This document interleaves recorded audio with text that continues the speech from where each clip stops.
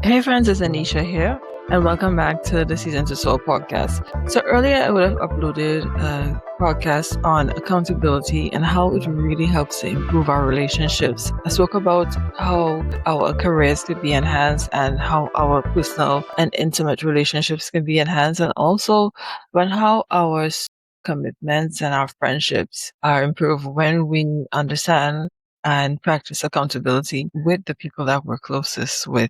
So I'm just gonna continue the conversation. We're talking a little bit about accountability at work, and I'm gonna kick off the conversation on how to practice accountability in our career.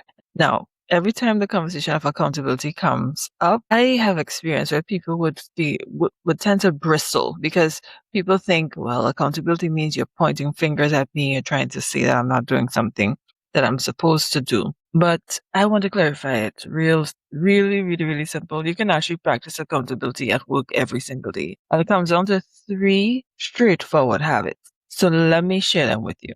First, do what you say you're going to do when you say you're going to do it. Reliability is a foundation for professional respect, and it is obviously for the foundation of accountability because it is you following through as you said that you would. So that is fairly easy. If you have a task, if you're given a responsibility, you do it. The second straightforward habit for us to practice accountability at work is to communicate your capability early. So figure out what your bandwidth is, and that would change depending on the time that you get this project, where you are in your personal life, where you are in your professional life.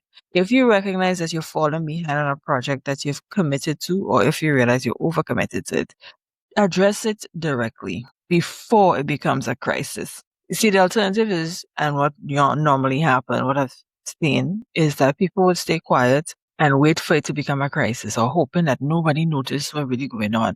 Or, well, they ain't asking, so I don't have to tell them. One caveat, you don't have to tell everybody everything. You don't have to make a big announcement about every single delay, but you do have to speak to the key stakeholders. So in an organization, that's usually your boss and whoever it is you're working on this project for.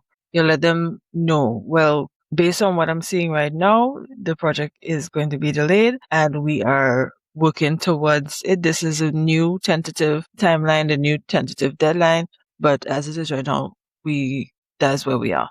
And this can help to, one, build trust between you and the people that you're involved with on this project at work, and also helps to avoid the discomfort of people feeling like they're being left out or people feeling as though they don't know what's going on. In the absence of information, people create stories. We've seen this all the time with people's reputation, with the way people anticipate problems being solved socially. If you don't give people information, they just go ahead and they make up a story and they use the information that they have that sounds closest to what they already know, or they project it. They make up the story based on what they would do. And people's capability is vastly different. One person's capability and expectation is vastly different from another. So if you're a person who knows that you're high capacity, you know how to handle situations, you don't get bogged down by small delays and distractions. If something come up, you will find a way around it. Your attitude and your expectation for how something will come out is vastly different from somebody who doesn't have that. You dealing with a project, you realize there's a delay, you know that you must find somebody to solve the problem. You must find a way out. And you know that the project will be delivered as you said it would be. Somebody who don't have your kind of faith, your kind of abundance mindset, your kind of capacity will think that one delay means the end of this project. And that is the story that they would make up and share with their friends. Well, this one thing ain't come. Watch, we're missing a big part, Once we in had that mean nothing could happen. They go and they make that story the prominent story. And you have a friend you went to school with in college from 10 years, 20 years, who is the head of the company that has this part that you're missing. One phone call, and you could get that part for that thing in a day, but the person who don't have your wisdom, who don't have your exposure would think that's the end of the story, boy, that's the end of the story.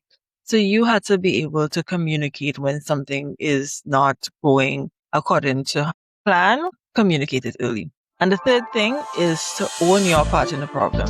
So when something goes wrong, drop the defensiveness, refrain from blaming others, even though we know a lot of times when things go wrong, it has a lot to do with other people. I recently hosted an event, and I had a vision for how it would happen, all of those three, and thank you for the persons who would have supported and come out. But there were some things that came up, and it was no fault of mine, no real workaround I could have had, because they came up very much last minute, and I had to make the changes. I didn't go and blame and say, well, I can't do this because of this person or whatnot. I found a workaround, and I still delivered it, because my personal belief is you have to be relentless when it comes to the things that you want. And if you promise something, you deliver it. That's my personal mantra, right? And I also know that I am capable of creating things and making things work. So I'm not gonna get defeated if something doesn't go according to plan. But also, I'm not gonna get defensive and say, well, that person caused that to happen, and that means the project failed, or that means the event failed. None of that. None of that. I deal with the information and we move forward. Taking ownership of your work is one of the ways that you can really build your self-confidence. I want to add that, especially because when you see that you're able to handle a scene that might cause other persons to get flatlined on, and you handle it and you continue, man, that would make you so confident. Let me tell you. It also helps you to establish authority and trust in your field, because the people in the background knows this project, this thing could have almost failed based on what happened and based on the delays and based on whatnot. But she made that happen. Yeah, that's the one.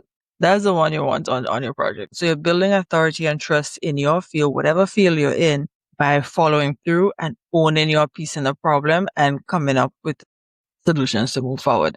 All right. So that is what I wanted to share in addition to the earlier podcast, which I will leave linked in the description of this show note, how we can actually practice accountability in our career. All right. And we'll continue the conversation. If you are the woman who wants to complete at least 3 goals before the end of 2026 and enter 2027 feeling like you have done something meaningful and rewarding for yourself, this is a space for you.